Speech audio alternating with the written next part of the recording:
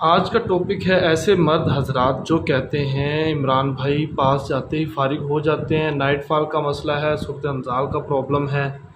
या ऐसे मर्द हजरात जो कहते हैं कि जी फार्मूला बनाना इमरान भाई थोड़ा मुश्किल होता है, आप काइंडली कोई कंपनी की मेडिसिन बताएं।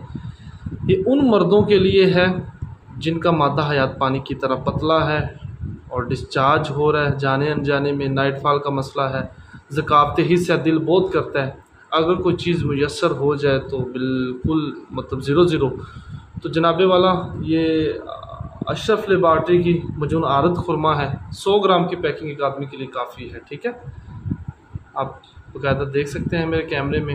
और ये बेहतरीन मेडिसिन है और बेहतरीन रिजल्ट की हमला है। सिर्फ गर्म खुश्क मिजाज वाले यूज़ नहीं कर सकते, इसके अगेंस्ट आपका कोई किसी किस्म का मशवरा होता है तो आप रब्ता कर सकते हैं। तो इसी वीडियो के साथ अपने भाई हर्बलिस्ट इमरान नज़ीर को इजाज़त दीजिए। दुआओं में याद रखिएगा। टेक केयर, अल्लाह हाफिज़।